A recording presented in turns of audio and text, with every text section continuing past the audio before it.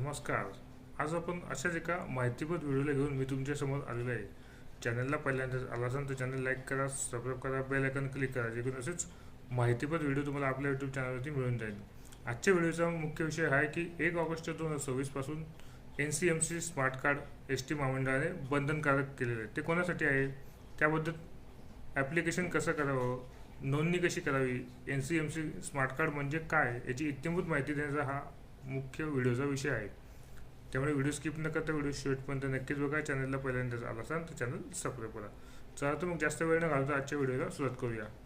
NCMC smart card 1 ऑगस्टपासून बंधनकारक. ST महामंडळाचा अत्यंत महत्त्वपूर्ण निर्णय. राज्यात ST महामंडळातर्फे महिला, ज्येष्ठ व अमृत ज्येष्ठांना 50%, 100% तिकिटात सवलत दिली जाते. ज्यात काही नागरिक बनावट आधार कार्ड बनवून प्रवास करत असतात.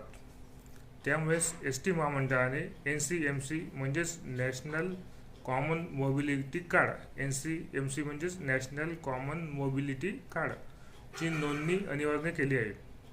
राज्यात आतापर्यंत 51 लाख नोंदणी झाली आहे. ही नोंदणी कोणासाठी आहे? जे ST मध्ये सवलतीने प्रवास करतात. म्हणजे कोण प्रवास करतो? ज्येष्ठ नागरिक, ज्येष्ठ दिव्यांग असेल, महिला असतील, विद्यार्थी असतील, अमृत ज्येष्ठ असतील, ज्यांना सवलतीच्या दरात ते प्रवास करत असतात.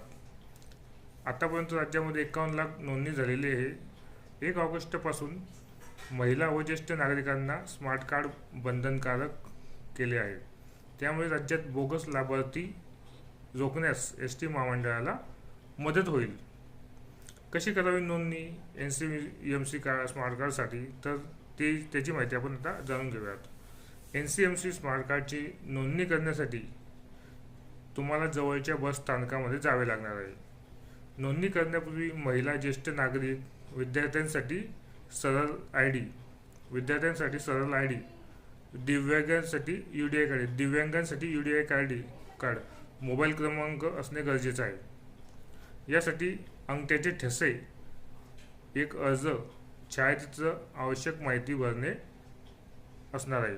अशा रीतीने तुम्ही NCMC स्मार्ट कार्डने तुम्हाला आता बंधनकारक आहे. 1 ऑगस्टपासून ST महामंडळाचा हा निर्णय आहे. जे सवलतीने म्हणजे ज्येष्ठ नागरिक, विद्यार्थी, दिव्यांग हे सवलतीच्या दरामध्ये STने प्रवास करत असतात, तर त्यांच्यासाठी तर NCMC स्मार्ट कार्ड बंधनकारक झालेले आहे.